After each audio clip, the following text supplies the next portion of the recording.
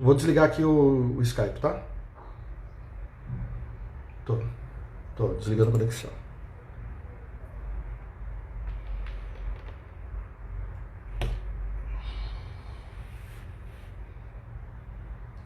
Olá, boa noite a todos. Vamos aguardar o nosso amigo Lucas chegar.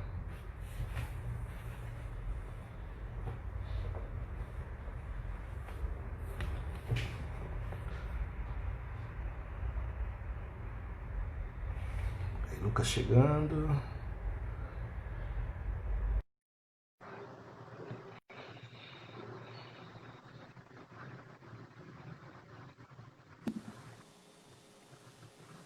Fala, Alexandre. Fala, Lucas. Boa noite, meu amigo. Boa noite, meu caro, beleza? Beleza, tranquilo. Acho que Bom o pessoal tá chegando demais. É isso aí. Galera entrando aí, BH, Diegão. Boa noite, galera. aí. O Tam- Vitor Hugo. É o Vitor? Não, tam- não, não é o É, Vitor o Hugo, BH. não. Ele É, mesmo, Vitor é Hugo. ele mesmo, né, BH? É, é isso aí, pessoal. Vamos entrando, o pessoal vai chegando. 8 horas da noite, estamos testando um horário novo de lives na Velha. Vamos experimentar aí para ver se esse horário. Boa noite, Ana. Então vamos experimentar para ver se esse horário vai ser mais legal. O tema hoje, pessoal, é infraestrutura de TI para equipes remotas aí, basicamente, né? Boa noite, Diego. Isso aí. Vamos falar aí de dúvidas clássicas das pessoas, né? A respeito de... E eu, como bom técnico, vou tentar ser o menos técnico possível. Me ajuda nisso, viu, Lucas? Porque Ah, vou te ajudar, cara. Fica tranquilo, porque é fácil esse assunto descambar para matemática, para engenharia, para é, siglas tecnológicas, sigla, sopa de letrinhas tecnológicas das mais diversas, até exatamente, para a questão de clima, dá para chegar, vai embora. com certeza. Então é isso aí. Existe mesmo esse negócio de infra para empresinha pequena, Alexandre? Existe, existe. A grande questão só é que não importa o tamanho da empresa, mas tem um beabazinho ali que dentro de casa você tem que fazer as mesmas coisas. Isso desde que tecnologia é tecnologia. Então, É isso aí. mas com certeza tem sim. Eu acho que Beleza.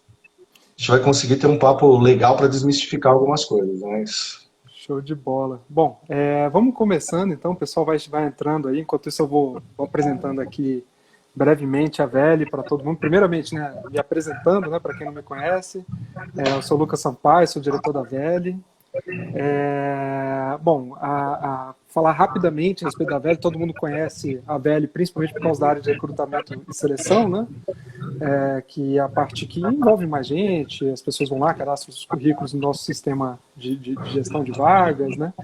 Então, a Velha é mais conhecida por conta disso, né? Mas a Velha não é só isso, né? Ela tem outras três grandes unidades, né? A gente tem a área de carreira, que é toda essa parte de recolocação profissional, é um profissional que eventualmente está numa fase de transição de carreira, ou uma empresa que eventualmente está num momento de desligamento de uma unidade, precisa recolocar esses profissionais no mercado, então tem toda essa parte de carreira, né? Tem também a unidade de TDIE, treinamento, desenvolvimento e educação, que essa parte tem algumas parcerias brilhantes, está ficando famoso por causa disso, tem parceria com os melhores do mundo, tem parceria com a Vila dos Games, toda essa parte de gamificação de treinamentos utilizando metodologias ativas, então, e também os treinamentos mais tradicionais, enfim.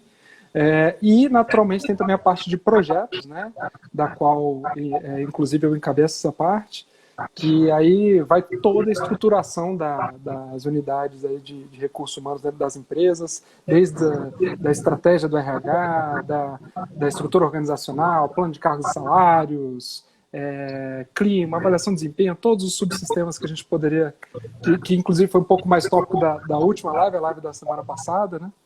Então, a Velha é isso, né? Ela é uma empresa com soluções completas para basicamente os diversos postos de empresa, tudo que tangencia a questão de recursos humanos, inclusive questões tecnológicas. E falando de tecnologia, né, a gente está aqui hoje com o doutor da área. O pessoal geralmente, a turma que vai para a área do desenvolvimento, para a área da TI, geralmente flerta mais com a área do dev, né? Do desenvolvimento, ou seja, escrever aplicações, né? Então termina virando uma espécie de um profissional raro. O perfil aqui do Alexandre Barros. Queria que você falasse um pouquinho, cara. Começar explicando um pouquinho qual que é a tua área de fato, o que é que você faz, né? O que é essa área da gestão de infraestrutura, o que tem de diferente. Eu acho que é um profissional que não é muito conhecido no mercado, para começar. E contasse rapidamente a tua história. Sim, vamos lá. Bom, primeiro, eu também flertei com o desenvolvimento, né? Então, assim, eu comecei a minha carreira, eu tenho 28 anos, basicamente, já, na área. Comecei aos 15. E os meus primeiros 10 anos foram no desenvolvimento, com quase todo mundo que entra na área de TI, né? E é engraçado que isso tem muito a ver com o tema, também uma curiosidade, que eu estava fazendo uma lembrança antes de começar a nossa live, e já com 17 anos, mais ou menos, na década de 96, por aí, eu já trabalhava remotamente, né? Caramba! Só que mas era um mundo sem internet, né? Era um mundo pré-Windows. E como é que era isso, cara? O pessoal utilizava BIP? Pois era 2 computadores, modem a modem, eu trabalhava em multinacional, e, enfim, e nós conectávamos de São Paulo em Jacareí, que era um escritório, via modem. Eu lembro até o nome do software, chamava Carbon Copy. Né? Caramba! E aí as coisas foram evoluindo e eu entrei na área de infraestrutura. Né? E o que esse cara de infra faz, meu caro? Me diga aí. Afinal de contas, né? Resumidamente, claro. O cara de infraestrutura, ele cuida da parte básica da computacional, infraestrutura mesmo, é a rede, os servidores, a segurança, o correio eletrônico, né? Então, assim, inclusive o desenvolvedor depende do cara da infraestrutura para trabalhar, porque se não tiver infraestrutura funcionando, você não tem software, não tem desenvolvimento, não tem computador ligado, né? Então, não roda assim, nada, né? E não roda nada. E aí também, só fechando aí a questão da carreira, durante muito tempo eu ministrei aula, né? E aí eu continuo, as palestras de vez em quando, e o mundo de infraestrutura avançando para a nuvem agora, né? O conceito de nuvem. Mas, o que acontecia 25 anos atrás, os problemas são os mesmos hoje. Só mudou a escala e a complexidade. Né? Então, se a gente pensar em um pouquinho, há 25 anos nós tínhamos vírus. A diferença é que o vírus era engraçado, né? Ele chegava e colocava um desenhozinho na tela. Hoje o negócio é sério. Hoje o vírus tem função específica e essa função ela é ilícita. Né? Então, assim, a coisa foi evoluindo. Né? Nesse aspecto. Na época, o vírus passava no disquete, né? Agora ele passa pelo ar. Exatamente. E hoje nem vírus mais chama. Ficou tão complexo que nós temos outro nome. Que é uma das coisinhas que a gente vai começar a conversar daqui a pouco. Né? Com certeza, cara. É isso aí. Bom, cara, então o tema hoje, pessoal, basicamente é informar aqui de uma forma fácil, palatável, digestiva, a questão da segurança, a questão da acessibilidade dos dados, a questão da disponibilidade de dados e eventualmente, quando a gente fala assim, uma coisa que é muito legal deixar claro agora desde o início, é que quando a gente fala dessa forma, às vezes as pessoas pensam assim, cara, isso daí fica muito, muito distante da minha realidade, isso aí é para empresa grande, ou então não, isso aí é só para quem é da área de TI. Não, de forma alguma, na verdade, né?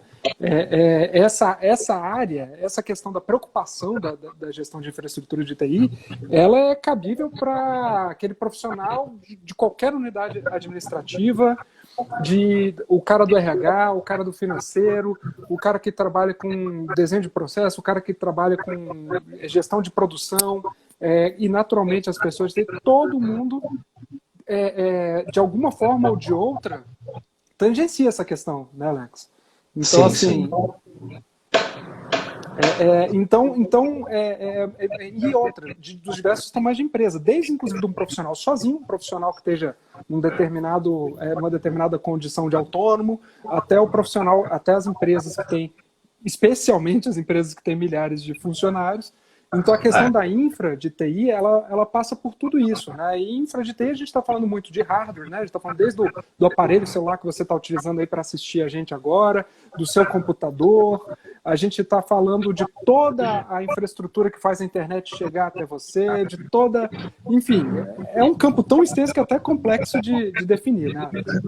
E, na verdade, esse ponto que você pegou, Lucas, nós temos que pensar que esse contexto está dentro de casa agora. Né? Todo mundo tem falado, a gente viu muitas lives, muitos assuntos sobre home office e tal. Mas a gente tem até que esquecer essa questão de home office e pensar assim, o trabalho hoje não é mais na sua casa, é em qualquer lugar. Perfeito. E aí, essas características permeiam o profissional independente. Né? Vamos começar falando um pouquinho sobre isso e falando, já que eu citei sobre vírus, vamos começar nessa história do vírus. Né? Vamos embora. Então, vamos começar onde dói. Segurança. Vamos começar onde dói. Só um parênteses, antes de você começar, claro. Gente, se vocês quiserem ir mandando perguntas aí, vão colocando aí que eu já vou passar nas perguntas aqui para Alexandre, tá? Mas vamos começar falando de segurança no sentido do ponto de vista do usuário comum, né? O advogado, como a Jaqueline, que acabou de entrar aqui, eu sei que ela é advogada, lá da Domênico. Então, como, enfim, qualquer usuário de qualquer... Como o seu filho que está em casa agora assistindo aula em home office por causa da pandemia, vamos dizer assim. Perfeito, né? perfeito. Nesse nível nós chegamos. Então, bom, primeiro assim, essa história de vírus para contextualizar. Né? Vírus, antivírus, malware, anti-malware. Chamava-se vírus no passado porque a ideia da contaminação é a mesma de qualquer tipo de vírus, desde um vírus de gripe ao que a gente está vivenciando hoje. Né? Só que ficou tão complexo essa questão de vírus, porque eles foram ganhando tipos diferentes, funções diferentes, que passou a se chamar malware. O que é um malware? É um software mal intencionado. Né? E o que é um anti-malware? É uma ferramenta que está lá no seu computador para tentar combater o software mal intencionado. Né? São os glóbulos brancos do seu computador. Exatamente, exatamente. E hoje é tão sério isso que o sistema operacional vem nativamente com um antivírus, um anti-malware instalado, vamos dizer assim. Né? E você tem algumas regrinhas básicas aí. Agora, claro, se você tem um software que vem nativo, um software gratuito, ele é o melhor? Não vai ser. Você tem, dependendo do nível de proteção, você tem uma indústria em relação a isso, você tem produtos diferentes. Né? Mas o primeiro item que nós temos que entender: é tão fundamental você colocar uma proteção anti-malware, ou cuidar dessa questão anti-malware do seu equipamento, quanto você andar na rua. Nós não somos especialistas em segurança pública, mas nós sabemos que temos que proteger o nosso carro, ou com seguro, ou pelo menos trancando. Eu me lembro de cenas assim, do meu pai que colocava corrente no volante do carro, entendeu? Né? Você sabe que você tem que levantar um portão na sua casa. Quem mora em condomínio, em prédio, a gente tem impressão digital para entrar. Computador hoje é o eletrodoméstico que faz parte do seu dia a dia. Celular não existe mais. Todo celular é um PC, praticamente, vamos dizer assim. Essa questão é importante, cara. Anti-malware, ou seja, o antivírus, ele tem que ser tanto para o computador quanto para o celular? Como é que funciona isso? Sim, precisa. Tanto é que o software, se você comprar um celular novo hoje, intermediário para cima, mesmo que seja um Android, por exemplo, um Samsung S10, dentro do sistema operacional, ele vem com anti-malware da McAfee já embarcado. Entendeu? Por quê? O seu telefone, que hoje, né, a gente continua chamando de telefone, como eu falei, ele é um PC. Tudo que você tem no computador, você pode ter basicamente um telefone. Né? Eu e você, nós sabemos que 90% dos softwares que nós temos em ambos os lugares. E hoje, pelo telefone estar massificado, tem muito mais telefone na rua do que PC. Né? Então, ele é um foco principal de hospedagem de malware. Então, é fundamental você se preocupar com isso no seu telefone, porque você não tem mais um telefone, você tem um PC na mão. Qual que é o impacto principal de pegar um malware? Porque às vezes as pessoas ouvem falar, escutam alguma situação de roubo de dados, senha de banco, Mas aqui a gente está principalmente num sentido corporativo. Além dessas questões que todo mundo já alerta nas diversas mídias sociais, do ponto de vista da empresa, onde que o bicho vai pegar, digamos assim? Então vamos lá. Primeiro, você é um potencial alvo de malware sempre. Por quê? O objetivo não é você. O objetivo do malware é realmente uma corporação ou alguém que tenha um recurso financeiro mais estável. E existe quadrilhas para isso. Não só roubo de dado, mas roubo financeiro mesmo. Eu vou contar 3 casos que aconteceram em pouco período de tempo aí. Talvez alguém que esteja conectado, talvez até se reconheça, mas eu não vou citar nomes, né? Porque tem cliente envolvido e tal. Mas, por exemplo, roubo de dado, né? Roubo de cartão de crédito ou roubo financeiro. Como é que as quadrilhas trabalham hoje? Tá? Isso, com o advento da pandemia, eu estava vendo uma estatística, subiu em 60% no Brasil esses ataques. Tá? Simplesmente o cara manda uma ferramenta, um software mal intencionado, que ele se instala na sua máquina, e esse software ele fica monitorando. Por exemplo, qual é o seu acesso à internet? Então eu acesso a banco. Se você acessa muito banco, o cara já pensa, fala assim, pô, isso aqui é uma máquina que pode ser de um departamento financeiro. Vou ficar atento a essa máquina. Né? Teve um caso de um cliente, isso já tem... Caramba, então os caras no malware, isso daí para mim é uma novidade, eu confesso. Nos malwares, o cara coloca uma ferramenta de monitoramento do tipo de acesso e ele consegue direcionar o ataque, hacker no caso, para aqueles equipamentos que são mais sugestivos ou com maior possibilidade de estrago, digamos assim, nesse caso, né? Exatamente. Eu tenho um caso de um cliente cara, que isso aconteceu... muito Tem um caso de um cliente que aconteceu uns 4 anos atrás, que ela me ligou, na verdade, e falou assim, Alexandre, toda vez que eu entro no banco, está acontecendo alguma coisa estranha. Eu pago uma conta, some dinheiro da minha conta depois. Pô, como assim? Né? Esquisito isso. E nós tínhamos uma determinada ferramenta dentro do computador dela. Bom, resultado. Isso aconteceu 4 vezes seguidas.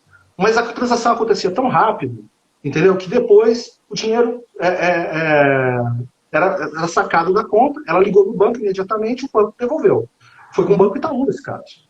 O pessoal do Banco Itaú me ligou. Veja só. Falou assim, Alexandre, nós estamos com um problema de segurança que invadiram a máquina e a pessoa está por trás, quando ela acessa o banco, ela está por trás fazendo uma transação na mesma sequência, usando a credencial. E quando o usuário digitava a senha, ele em seguida capturava a senha e usava e fazia transação em sequência. E sacava o dinheiro. Nós passamos, eu e o cara da área de segurança do Banco Itaú, nós passamos 3 dias deixando a transação acontecer para poder o área do banco fazer o rastreamento. E deu, obviamente, isso teve sequência, teve causa de polícia. Eu não me lembro o valor que foi tirado, mas eram transações de R$10 mil que aconteceram tipo 4, 5 transações por dia durante 5 dias. Caramba. Se nós não tivéssemos uma ferramenta ali naquele momento, né, para poder dar continuidade e tal, até o cliente provar para o banco que isso poderia ser uma transação verdadeira, porque era transferência. Ou às vezes era transferência, às vezes era um pagamento de conta. Perfeito. Entendeu? Então, assim, esse é um dos exemplos. Né? Agora, lá atrás... E questão, cara, por exemplo, hoje em dia tem se ouvido falar questão de sequestro de dados da empresa, ou coisas nesse sentido, e aí o cara, naturalmente, depois entra em contato, pede um percentual ali de um Bitcoin, né, para devolver os dados da empresa, sequestro da empresa. Esse tipo de coisa está acontecendo de fato? É lenda urbana? É o que mais está acontecendo agora, porque essa é a modalidade de ataque que nós chamamos de ransomware. Né? E ela já chegou até a mídia. Inclusive, na pandemia, teve um hospital que foi parado por causa disso. Há 2 semanas atrás. Né? Caramba. Como é que isso funciona? As máquinas nossas, de usuário convencionais, são hospedeiras desse malware. Da mesma forma. Né? A pessoa conecta, por exemplo, no seu computador e vai usar o seu computador para saltar e conectar no lugar que ele quer fazer o ataque. Chegando lá, ele coloca uma ferramenta, essa ferramenta vasculha os dados, banco de dados, documento Word, Excel, e faz o que nós chamamos de criptografia. Né? Ou seja, ele embaralha os dados. Bom, beleza. Só que isso é tão bem feito que ninguém consegue desembaralhar. Aí o cara vira e fala assim, te manda um e-mail dizendo, olha, tô com seus dados. Eles estão todos embaralhados. Na verdade, ele não está com arquivo lá, mas ele Ele, está... na verdade, está contigo, né? Só que ele colocou o dado dentro de uma caixa que você não consegue abrir sem a chave dele. Exatamente. E aí você tem que pagar uma grana para o cara te enviar as chaves ao contrário. Né? Teve um caso parecido com esse há pouco tempo atrás de pessoas do nosso círculo que a gente conhece. Né? Entendeu? E assim, morre 100 mil reais fácil numa brincadeira dessa, 200 mil reais. Depende. E são quadrilhas especializadas. Tanto é que, se você pesquisar na internet, na pandemia, essas quadrilhas que elas se conhecem, algumas quadrilhas tiveram a ética de falar: não vamos atacar órgãos de saúde essenciais. Se acontecer algum ataque, vocês nos notifiquem, entendeu? Que nós vamos reverter isso. Porque, cara... O que é isso, cara? Está nesse nível. É um lance que parece, assim, realmente, enfim, é crime organizado de fato, aí eles começam a ter regras e éticas próprias, lembra ali a situação que acontece no Rio de Janeiro, infelizmente. Mas, cara, então, assim, pegando aqui o caso aqui dos empresários que estão aqui assistindo, da turma que está aqui assistindo. Então, alguém tem lá um telefone celular que ele acessa, por exemplo, a máquina dele do escritório, ou o computador que ele utiliza agora está em home office e começou a acessar lá o servidor via VPN, alguma coisa assim.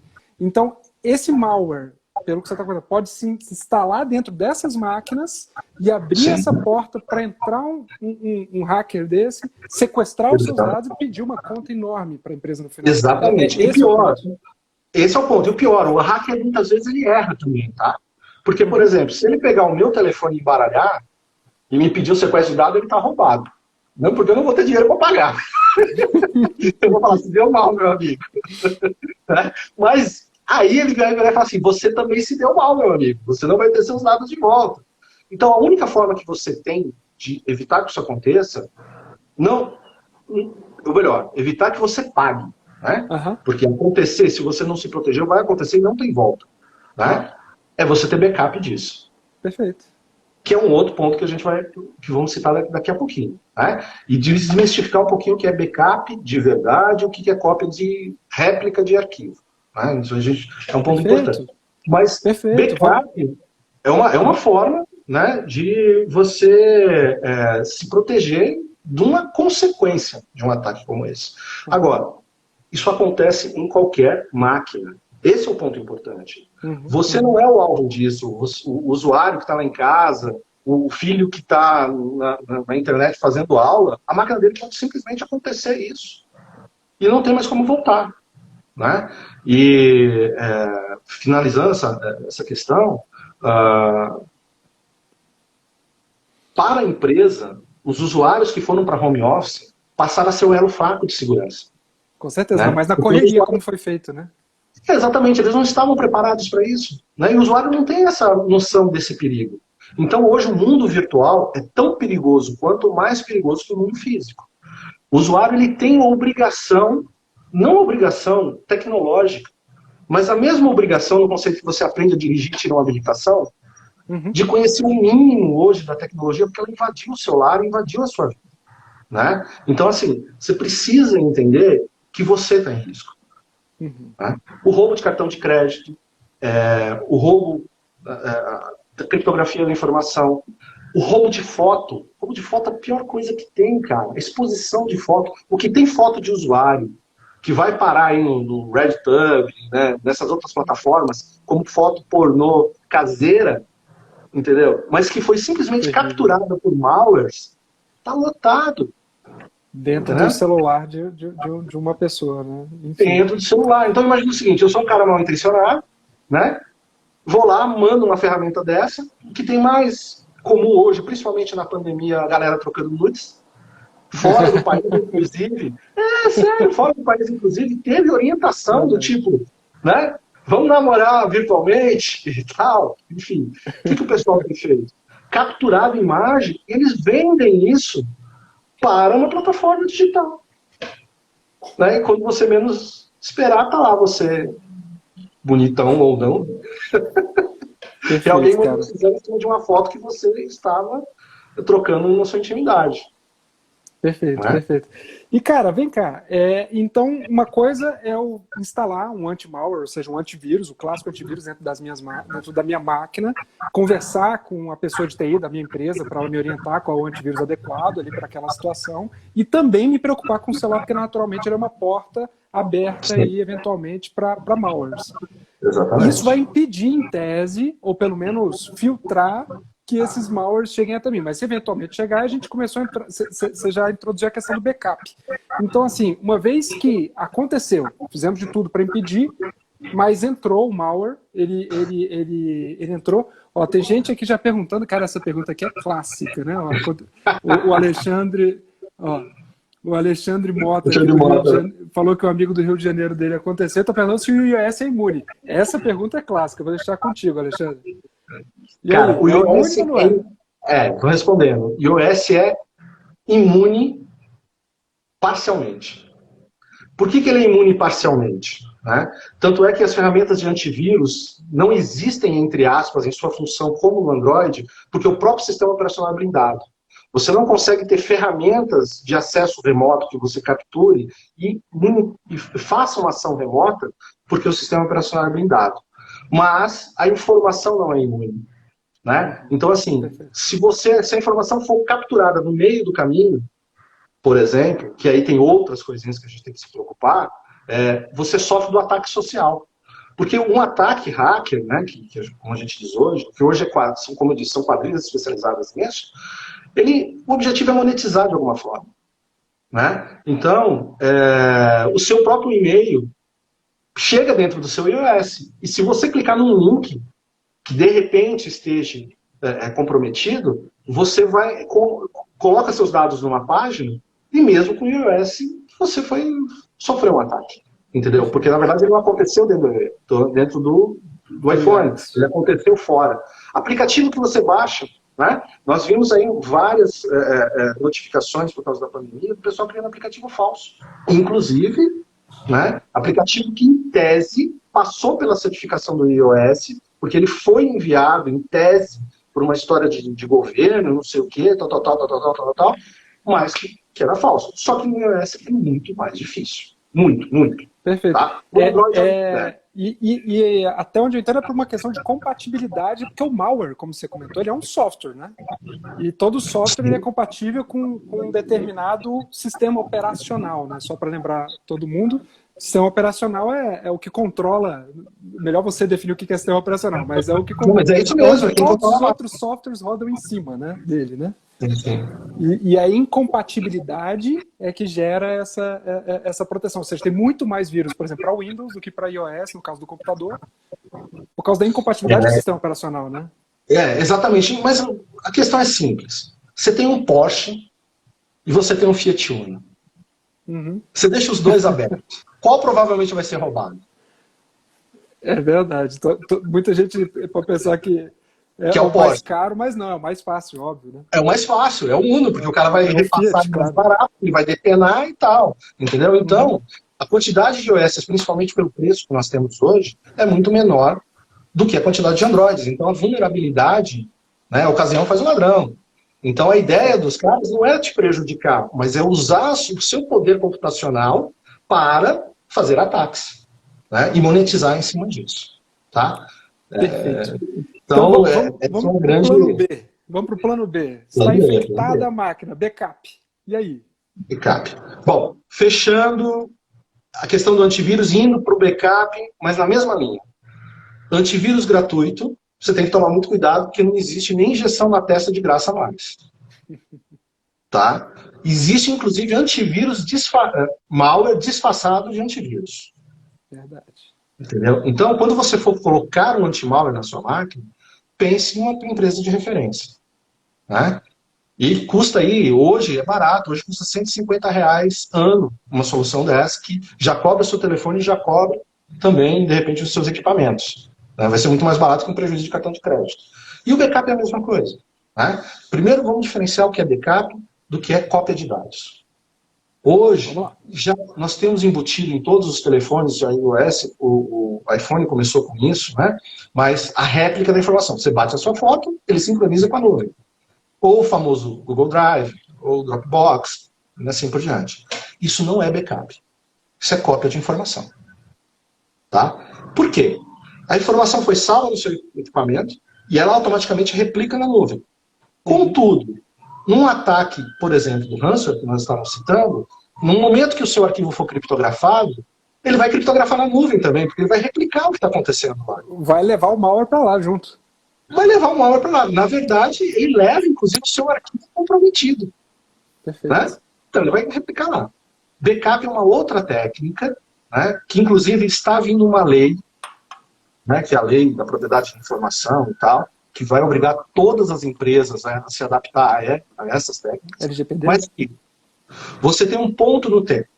Então, a proteção desse cenário é: você faz o backup da máquina, se acontecer da sua máquina ser blindada, encriptada, você fala assim pro cara: filho, sinto muito, não vou pagar seu resgate. Você pega a sua ferramenta de backup e volta os seus dados a 2 dias atrás. Ou seja, você tem radiografias no tempo das suas informações. Tá? Essa é a diferença. Ah, isso custa caro? Não, não custa caro. Bem mais barato do que ter os dados sequestrados, com certeza. Existe solução de backup, hoje, inclusive, os trabalhos que eu desenvolvo, tem solução de backup para máquina de cliente que custa R$40 por mês. Que pega todos os documentos da máquina, até 300 gigas de informação, e põe na nuvem, e você tem 28 dias ali de imagem. Né? E quando a gente vai para o ambiente corporativo, o pensamento é o mesmo. Muda a escala, muda a necessidade, muda a legislação. Por exemplo, a questão da legislação, às vezes você tem informação que você tem que ter 5 anos, 10 anos, 15 anos, dependendo do segmento. Né? Então, o backup é uma imagem do dado ao longo do tempo. E é uma das técnicas de proteção. Porque, às vezes, o antivírus falha. Né? Porque ele, como qualquer vacina, mesmo você tomando vacina, você tendo um remédio, nem sempre ele é a solução total. Você precisa de um conjunto de ferramentas, que no fundo a gente chama de defesa de profundidade. Né? Mas, é aquilo que eu falo, o usuário tem que saber disso. Um outro ponto que hoje é muito infectado, muito comprometido, é o roteadorzinho de internet que você tem na sua casa. As ferramentas estão comprometendo, instalando malwares dentro do roteador, não só para usar o poder computacional, mas para redirecionar o seu tráfego. Então você acessa uma página do governo, por exemplo, uma qualquer. Né? Vamos falar aí do Bolsa, desse recurso do auxílio emergencial, por exemplo. Alguns roteadores pegavam, na hora que a pessoa digitava o endereço do site correto, ele redirecionava para um site falso. Para coletar informações da população. Para coletar informação. E muita gente deixou de receber porque tem criminosos que receberam no lugar. Caramba. Isso são dados da semana passada. Eu estava a turma é criativa, né, cara? A turma é criativa. O governo recém lançou um benefício aí para os autônomos em função do Covid. O pessoal já vai lá dar um jeito de passar a mão no dinheiro da população. Então, o usuário em casa tem que se preocupar em fazer isso. Tem ferramentas gratuitas, inclusive de backup também. Tá? E aí o conceito é o seguinte: pega um pendrive, pega um HDzinho externo, conecta, instala o programinha, e o próprio Windows faz isso, nativamente. O pessoal até fez pergunta aqui, ó, o André Mota: o backup feito local, via aplicação orgânica, e aí? Desculpa, o backup feito local? Backup feito local via aplicação orgânica. Aplicação orgânica, eu não sei se ele quer dizer a aplicação do próprio sistema operacional, eventualmente. Se for aplicação do próprio sistema operacional, eu não entendi o conceito orgânico que ele quis aplicar aí, mas é válido também. Também é válido. Desde que você esteja numa mídia externa. Porque se você comprometer o backup, por exemplo, vamos supor no caso do ataque. Né? A aplicação do iOS, ele deve estar falando do Time Machine. A aplicação do iOS, né? O Alexandre colocou aqui, né? Ele deve estar falando do Time Machine, que é o Time Machine, você pluga um HD externo, ele já vai gerando. O Time Machine, ele chama Time Machine justamente por isso, porque você tem pontos no tempo. Você consegue voltar dia tal, hora tal que foi feito o backup. E ele retorna para aquele momento. O Time Machine é um backup de verdade. E essas soluções são seguras, né? São seguras. São seguras. Inclusive, por exemplo, como é que eu uso? Eu tenho um HD externo conectado na rede, né, que a gente chama de NAS, e estou trabalhando a cada 2 horas, a minha máquina faz um backup nesse HD externo. Né? E eu também tenho um backup na nuvem, por uma ferramentazinha, tá? Além do Dropbox. O que acontece? De repente minha máquina foi invadida, provavelmente o meu backup que está conectado na rede vai ser comprometido. E aí ele vai estar contaminado, porque as ferramentas hoje de criptografia embolam o backup também.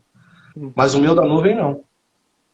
Porque ele roda de tempo em tempo, e aí eu tenho uma cópia na nuvem. Hoje a melhor estratégia de backup é você ter o dado em 3 lugares. Ah, perfeito. Essa era a minha próxima pergunta. Então, ou seja, você tem que ter meios físicos, nuvem, ou seja, você garante mesmo, se alguém sequestrar seus dados, você só dá um tchauzinho pro hacker e segue a sua vida, em resumo, né? Ou então num HD externo, né? Por exemplo, você faz o backup no HD externo, desconecta, claro. Entendeu? Guarda numa gaveta. Guarda na gaveta. Ele está desconectado fisicamente. Se acontecer um problema, que ele que está desconectado fisicamente não vai ser comprometido. Né? Você tem ele para voltar. A Tânia fez uma pergunta aqui também, cara. Se puderem comentar também sobre a verificação em 2 etapas. Eu não sei exatamente o que ela quis dizer sobre verificação. Verificação de 2 etapas é segurança para acesso ao backup, provavelmente, né? Não só isso. Hoje o WhatsApp está fazendo isso, inclusive. Sim, o WhatsApp, Gmail. Exatamente. O que acontece? Eu uso uma frase, inclusive com os meus filhos, né? Que é assim, senha. Uma informação pessoal e intransferível. E aí a galera de TI vai lá, monta uma senha legal, põe uma regra, e o pessoal dentro da empresa cola no post-it no monitor. Nós já vimos isso. Entendeu? Ou então, você tem lá 20 funcionários, né, numa pequena empresa, e a secretária tem uma planilha Excel com a senha de todo mundo para acessar o e-mail. Não funciona. Né? Então, a senha passou a ser um ponto frágil. A autenticação de 2 fatores, ela é a única técnica existente e ela é eficiente para complementar a senha. Né? E assim, nós já estamos caminhando para um mundo que é a autenticação de 3 fatores. Caramba. Tá? Que é uma física, uma biométrica e uma senha. Né? E tem conceitos de segurança, tem uns outros conceitos aí que dá para avançar legal para falar de pequenas empresas. Mas o próprio Windows nativamente, tá?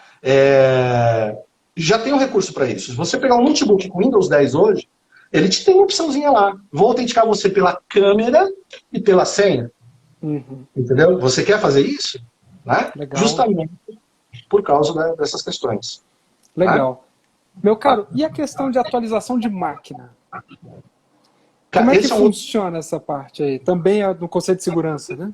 Conceito de segurança fundamental, como todos os outros 2. Não adianta você ter o seu sistema operacional, inclusive no telefone, por isso que o Android atualiza de vez em quando. Ele vai lá e te manda uma mensagem de tempos em tempos. Cara, você tem que mudar aí a sua versão do seu sistema operacional. O iOS faz isso com uma certa frequência. Né? E o Windows tem o famoso Windows Update, que ninguém lembra dele. Mas, por exemplo, o Windows tem dentro dele lá o Windows Defender, que é seu antivírus, tem a parte de firewall. Se você não rodar o Windows Update, ele não reconhece as atualizações para te proteger. E as atualizações dos sistemas operacionais, lembrando que tudo que eu estou falando vale para o telefone, vale para o tablet, vale para o notebook e vale para a máquina. Tá? Até para a televisão, né? Até para a televisão hoje em dia, porque a televisão também anda sendo infectada. Né? Porque a televisão tem um Android dentro. Por exemplo.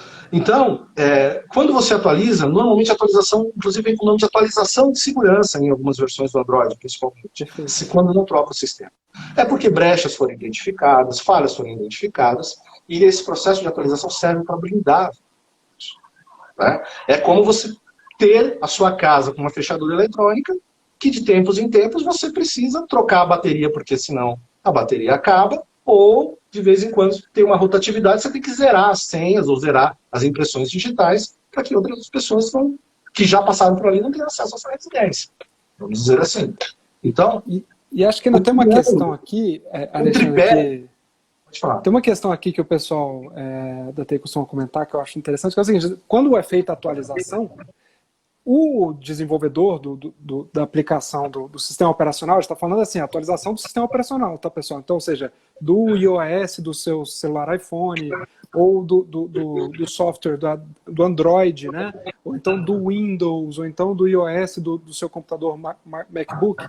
Então, ou seja, estamos falando de atualização desses sistemas operacionais. E uma vez que esses sistemas operacionais, eu queria que você comentasse sobre isso, Alexandre, uma vez que esses sistemas operacionais são atualizados, porque alguém encontrou a falha, né? Assim como você encontrou a questão de uma falha lá no Itaú, né? Então, uma vez que é feita essa falha, o pessoal faz uma atualização de segurança para fechar aquela portinha que estava aberta ali, e quando é lançada essa atualização, eles divulgam o que foi mudado.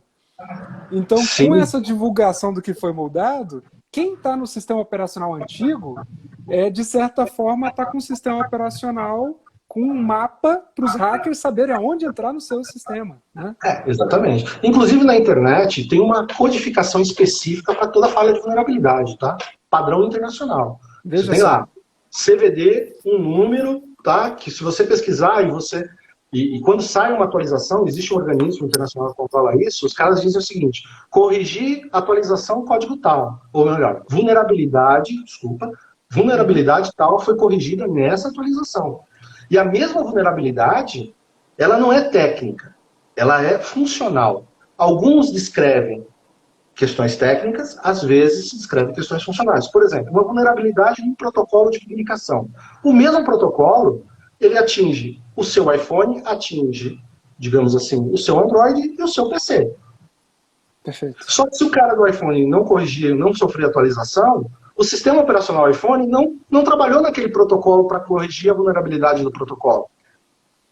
Entendeu? Então, às vezes, você tem uma vulnerabilidade que é comum a todos os dispositivos. Porque existe o que nós chamamos de convergência. Você está usando um iPhone e eu estou usando um S10 hoje. Né? Nós estamos... E outras pessoas estão usando outras plataformas nesse momento. E todo mundo interagindo. E todo mundo interagindo. Isso nós chamamos de convergência. Isso só ocorre porque existem padrões, né, de comunicação. Mas existem falhas desses padrões também. Por isso que atualizar o seu iPhone, o seu Android, o seu televisor, por exemplo, tem protocolo que o televisor utiliza. Por isso que você vê o Netflix no seu telefone e o Netflix no seu televisor. Né? O relógio, que hoje, nossos relógios digitais, né? Tudo isso sofre atualização. E é fundamental você conhecer isso. Eu volto a comentar o que eu falei no início. Hoje, você tem um PC na sua casa, seja um notebook, seja o que for, você tem que conhecer o mínimo como se você estivesse dirigindo o seu carro. Você não tem que saber trocar o motor, mas você precisa saber que se a luz de óleo acender e você não parar, o motor vai fundir. Com certeza. Né? Com certeza. Ou seja, é um tripézinho básico, em resumo, né? Eu acho que para tentar reduzir até uma pergunta que o Mauro fez aqui, quais são os passos que a pessoa tem que fazer para ela ficar segura? Então, ou seja, a gente está falando que você tem que ter um anti-malware, você tem que ter um antivírus atualizado, você precisa ter um backup, de preferência em lugares diferentes, em nuvem, fisicamente. Você precisa ter um backup para ser o seu plano B, digamos assim, inclusive para trabalho que você perde, alguma coisa assim, questão de produtividade. Também envolve isso, mas a matéria hoje não é produtividade. E, por último, você tem que manter seu celular atualizado, o celular, o computador, tudo, porque se ele estiver desatualizado, se você, por exemplo, está com uma versão agora, você está usando o seu Android ou o seu iPhone, você está numa versão anterior da última, que lançou, por exemplo, o iPhone que lançou ontem, 13.5. Se você está na anterior, nesse momento, pessoas mal intencionadas têm acesso a protocolos, provavelmente de como invadir a sua versão 13.4. Sim, mas a grande verdade... 13.5. Então isso aí é uma vulnerabilidade que as pessoas não têm consciência e que elas precisam ter. Que elas precisam manter isso, né? Exatamente. E assim, nesse ponto que você falou, principalmente nos telefones, tem pessoas que têm o telefone durante 3, 4 anos e nunca fizeram uma atualização. Depois elas não compreendem porque o telefone está lento. O telefone não está lento porque ele ficou ruim. Ele está lento porque provavelmente está cheio de malware utilizando o processamento do telefone dela, ou dele, né, no caso, para poder fazer o que tem que fazer por aí, entendeu? Atacar, mandar informação. Às vezes não está nem te atacando, né? Ele está só usando o seu hardware para trabalhar outros quesitos em outros locais. Hoje o maior A maior questão é essa. Hoje o vírus não te prejudica mais, ele é silencioso. Ele quer usar sua máquina como zumbi. Perfeito. Para fazer ataques direcionados. Essa é a grande questão. Né? E o seu prejuízo, muitas vezes, você enxerga só no desempenho. Mas é porque sua máquina está lá sendo sugada, digamos assim, tem um sanguessuga trabalhando por ela. Perfeito. Tá? Ou seja, além de roubarem seus dados, eventualmente, questões financeiras, como a gente começou falando, questão de sequestro de dados, ainda tem a questão de transformar sua máquina num zumbi, que é para atacar outros lugares, fazer outras situações, né? E com isso vai comprometer a tua performance, a bateria, a utilização, etc. E aí, se você, às vezes, só atualizar, já mata todo mundo, né? E o tripé básico, como você citou, mantenha sua máquina atualizada, mesmo que seja só o Windows Update. Você não teve lá recurso financeiro para comprar uma licença de antivírus? Faz o Windows Update. Se você não tiver o Windows Update do seu computador, você já tem Pareto, você já tem 70% ali do caminho andado. Tenha um backup, né? Use um programinha de backup, que pode ser o backup do próprio Windows, mas tem uma mídia fora, né? E, se possível, né? Dependendo da situação, a gente falou de backup, eu me perdi um pouquinho. Backup, o antivírus anti-malware, backup e atualização. Estou com a minha cola aqui. Exatamente. Esses são esses 3 pontos. Esses 3 pontos básicos. Beleza, meu caro. Então, assim, vamos passar um pouquinho para a questão de disponibilidade, que a gente falou nisso, que a gente ia falar de segurança, disponibilidade e acessibilidade. Qual que é a diferença, Alexandre, entre disponibilidade e acessibilidade? Tá, legal. Então vamos pensar o seguinte. Disponibilidade é a informação disponível. Né? Parece óbvio isso, mas confunde um pouquinho. Então, vamos tentar desmistificar, explicar porque a questão semântica aí confunde. Vamos desmistificar. Hoje você pega o seu telefone, por exemplo, e grava um documento, uma foto, pronto. Uma foto que é uma foto importante, porque hoje foto é informação, né? Você está passando, você tira a foto do contrato, por exemplo. Né? Você guarda uma foto importante. Beleza. Essa foto, ela está guardada no seu telefone, então ela está disponível dentro dele. Mas, de repente, você está numa reunião e você não está com o seu telefone por algum motivo. Hoje é raro isso, mas vamos imaginar que acabou a bateria. Você precisa acessar essa informação. Você acessa a web, vai lá no iCloud, no site do iCloud, no Google Fotos, em algum lugar, e pega a cópia dessa informação. Isso é disponibilidade. Perfeito. Tá? Agora, acessibilidade é você conseguir acessar uma informação que está disponível. Partindo do mesmo princípio, essa sua reunião, que você precisa dessa foto importante, acontece numa fazenda e você está sem sinal nenhum de conexão.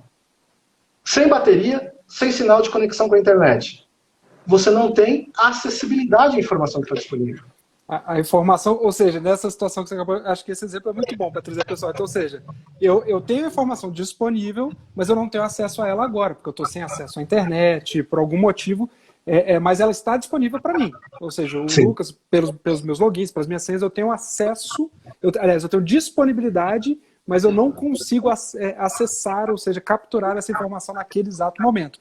Então, são 2 conceitos diferentes de infraestrutura, né? É a questão da disponibilidade, ou seja, se o Lucas tem, por exemplo, acesso a uma determinada pasta do servidor lá da VEL, essa informação está disponível para mim. Agora, se eu estou com acesso a essa informação dentro da VEL, se eu estou com acesso a essa informação fora da VEL, se eu estou com acesso a essa informação quando eu estiver lá numa fazenda, no interior, aí é a questão da acessibilidade, ou seja, essa é a diferença do conceito, né? Exatamente. Então vamos imaginar o seguinte, vamos pegar um exemplo do pessoal que é de direito, né? Pessoal que é advogado, que precisa muito disso, eu já vi cenas como essa acontecer. O cara tá lá fazendo uma petição que salvou no notebook dele, né? Caramba! Mas ela não acionou, não configurou o OneDrive ou o Dropbox, vamos dizer assim, que são serviços que a gente conhece, né? Efetivamente. E aí, o notebook tem pouca bateria, né? Normalmente dura 3, 4 horas ali de trabalho. A bateria acaba e está faltando lá uma paginazinha para terminar a petição ou um ajuste para terminar a petição. Se ela está salvando no OneDrive e está configurada, tipo, ela está usando um serviço como esse, ela pega o telefone, acessa o OneDrive, já tem o Word para o telefone, seja Android, seja o que for, abre o documento, conclui, e aí ela envia essa mensagem por e-mail. Perfeito. Né? E o processo continua. Ou seja, você configurar uma disponibilidade da informação, para nós que somos profissionais independentes, e hoje nesse mundo hiperconectado que nós vivemos, ele é necessário para o profissional liberal, inclusive. É conceito fundamental, né? Hoje em dia isso é um conceito fundamental. Né? Sem dúvida. Conceito fundamental. E aí, meu caro, quando a gente entra nessa questão da disponibilidade, eu acho que as principais ferramentas que a gente tem, quer dizer, hoje em dia, deixa eu entrar numa questão legal, todo mundo entrou em home office, na correria, e aí às vezes foi disponibilizado lá para a pessoa rapidamente uma VPN, acesso ao terminal remoto dele, da empresa. Conta um pouquinho como é que é essa questão da disponibilidade desse tipo de acesso. Beleza. O que é isso, né? Vamos lá. Primeiro, vamos desmistificar terminal remoto e VPN. Tá? Conceito simples para VPN. Né? Vem de uma tradução do inglês, que é rede privada, né? Vamos dizer assim. Mas o conceito é simples. Você está na sua casa e você conecta um cabo de rede, fictício naturalmente, da sua casa na sua empresa. E ali tudo passa. Qualquer informação passa. Dependendo é como se estivesse lá dentro. Né? E aí, se você tem acesso ao servidor de arquivo com o seu direito adequadamente configurado, você vai acessar suas pastas importantes. Se não tiver o direito configurado de maneira adequada, se estiver aberto dentro da sua empresa, você vai ter acesso a tudo. Né? Ou seja, o seu computador está plugado na rede. O risco, inclusive. É um risco. O terminal remoto. Tá? Você acessa a sua máquina que está dentro da empresa. Né? Hoje tem outras técnicas, mas o conceito é mais ou menos o mesmo. A gente pode ter toda uma infraestrutura na nuvem, mas assim, você está acessando uma máquina. Você não consegue acessar os recursos, dependendo como o administrador configurar isso. Né? Então, mas de qualquer maneira, para que isso funcione, você precisa ter uma acessibilidade à máquina que está disponível ou ao arquivo que está disponível. Né? O que aconteceu muito nessa história da pandemia, e nós vivemos um pouquinho isso na Veli também, né? Foi a situação de preparamos a infraestrutura, conectamos o pessoal na VPN, então nós tínhamos disponibilidade porque foi configurada a VPN. Perfeito. Mas, em alguns pontos, não tinha acessibilidade. O link do usuário na residência era um link que estava precário. Perfeito. Né?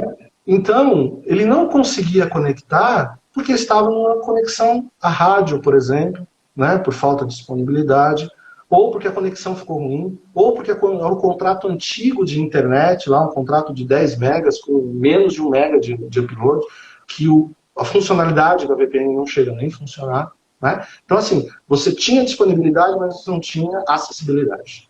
Tá aí o conceito na prática, né? E, cara, fora a questão de VPN e de terminal remoto, como é que é a questão da parte de nuvem, né? Vamos desmistificar, entrar um pouquinho nessa questão brevemente, assim, de novo. Eu sei que essa história dava uma live só sobre isso, mas bem resumidamente, né? A diferença entre arquivos em nuvem, aplicativos em nuvem, infraestrutura em nuvem, hoje é tudo em nuvem, né? O que é cada uma dessas questões aí? Que hoje em dia é tão comum, né? Na verdade, o nome nuvem eu acho que é um nome bonito só para confundir os usuários, na verdade. Né? Porque, assim, a nuvem vem do conceito de internet, tecnicamente. Ponto. Mas você tem hoje serviço na nuvem, você tem infraestrutura, como você disse, na nuvem, né? Você tem aplicativos na nuvem. Então, de forma tentar ser objetivo, um serviço na nuvem, um Dropbox, um Google Drive, fotos do Google, né? Aquilo que você bate no seu celular e sincroniza, é um serviço de disponibilizar, a disponibilidade aí, não a acessibilidade, o seu dado em outro lugar. Né? Beleza. Mas você tem uma garantia de disponibilidade, você não tem a garantia de acessibilidade, porque vai depender do local que você está, do plano de dados que você tem, da qualidade da internet que você tem na sua residência. Está utilizando. Né? O que é uma infraestrutura na nuvem? Vamos olhar para a Veli ou para o seu escritório. Né? Você entra no seu escritório, você vê lá um servidorzinho que você gastou uma grana lá para comprar, e ele está lá, você está vendo. Você tem lá 10, 15, 20 estações, mais 5, 10 notebooks. Hoje, nós podemos pegar tudo isso, pagar mensal, fazer essas instalações e configurações num serviço, numa grande empresa como a Amazon, como a Microsoft, como a Google, né? E em vez de você ter esse investimento ali dentro, que tem várias questões, você tem que se preocupar com ar-condicionado, tem que se preocupar com eletricidade, se chove e entra água na canaleta e pipoca lá 10, 15 máquinas, né, efetivamente, você tem o seu celular e você acessa a sua máquina na nuvem, né, através da técnica de VPN ou através da técnica de terminal remoto. A diferença é que esse poder computacional, você não investiu e comprou ele e você está vendo ele fisicamente. Ele existe da mesma forma. Só que ele está disponível sobre um conceito de serviço e tarifação como se fosse um Uber, vamos dizer assim. Ou seja, olha que maneiro, deixa eu ver se eu entendi bem o que você está comentando. Eu posso ter um computador extremamente simples, com uma tela bonita, por exemplo, que eu estou acessando um computador super robusto, um computador super sofisticado, com alta capacidade de processamento, que esse computador, naturalmente, ele é virtual, ele está dentro de um servidor, né? Aqui eu acho que não vale a pena a gente entrar em conceitos de máquinas virtuais, porque aí a gente fica técnico demais, né? Mas ele está lá dentro de um servidor, lá nos Estados Unidos, ou enfim, aqui no Brasil, seja lá onde for, e lá vai ser processada essa informação que eu estou utilizando aqui, fazendo um vídeo, ou rodando um banco de dados enorme, ou fazendo 1000 contas ao mesmo tempo. Então, infraestrutura em nuvem é eu ter a minha máquina, igualzinho eu teria ela aqui, pagaria caríssimo para ter ela aqui, só que numa nuvem eu estou pagando uma mensalidade para estar utilizando esse equipamento lá. Vamos dizer assim, só vamos mudar um pouquinho para desmistificar. Ela não está na nuvem, ela está fisicamente num lugar de verdade. Perfeito, ela está acessível através da nuvem. Através da internet. E aí vem esse conceito de nuvem, né? Esse conceito bonito, que é nuvem, porque está em algum lugar que eu não conheço, né? Está lá nas nuvens, fugiu, entendeu? Inclusive, eu participei de um projeto, na virada de ano, que algumas pessoas que estão assistindo aí, me perdoem e sabem como foi duro isso, mas enfim, que eu migrei um data center de Goiânia para São Paulo, para dentro da UOL, né? Uhum. E, cara, para você entrar num lugar como esse, você tem que ter um propé como se fosse dentista, entendeu? Para você andar lá dentro, é um corredor macabro, branco, com todas as portas iguais, que você tem que passar o crachá e colocar o seu dedo, mas todas as portas são iguais e sem identificação por um único motivo, para você se perder e não saber onde é que você está indo, né? Por uma questão de segurança. Para dificultar a vida se alguém invadir, resumo. Né? Exatamente, porque se o cara ficar tentando entrar de porta em porta, o pessoal está se filmando e a segurança chega. Você entendeu? Então, isso existe em um lugar que a gente chama de nuvem. Tá? Essa é a tal da nuvem, né? Em resumo, é um prédio super seguro, cheio de computador até a tampa. Exatamente. Exatamente. Que para você entrar lá... nesse caso, mas o endereço e tudo mais. Mas a nuvem é isso. Né? E você tem também o aplicativo na nuvem. Quando você usa um Trello, né, ou um software que você contrata aí para lançar as finanças, né, efetivamente emissão de nota fiscal, perfeito, ele está na nuvem que nós chamamos, né? Mas essa nuvem, de novo, é um data center. A pessoa só pegou o software, que antes você tinha que contratar um servidor instalado dentro da sua máquina, instalou lá e está te monetizando pelo seu usuário, pela sua credencial. Entendeu? E hoje o mundo, e eu falo do mundo mesmo, no conceito global, ele é híbrido. Tá? Você tem muita coisa que não vale a pena você colocar mais localmente. Um exemplo disso, correio eletrônico. Né? Nós fizemos até um trabalho na VL migrando para o Office 365. Perfeito. Se você tivesse que comprar um servidor hoje para colocar a mesma estrutura com o preço do dólar que está, eu estou falando isso porque semana passada eu tive uma cotação em relação a isso no cliente para trocar um servidor que tinha serviço internalizado, com software e servidor, você ia ter que gastar R$45 mil hoje. Doído, né? Você dá no coração de qualquer empresário. E mais a dor de cabeça. Né? Entendeu? Hoje a VL deve pagar, sei lá, R$300 de hospedagem por mês, um pouco mais, um pouco menos, não sei qual é o número correto, mas se você pegar R$45 mil, dividir por 300, eu tenho certeza que vale a pena você deixar isso lá. Não, justamente porque daqui a 5 anos você tem que pegar esse servidor. E além disso, daqui a 5 anos você tem que pegar esse servidor e trocar, né?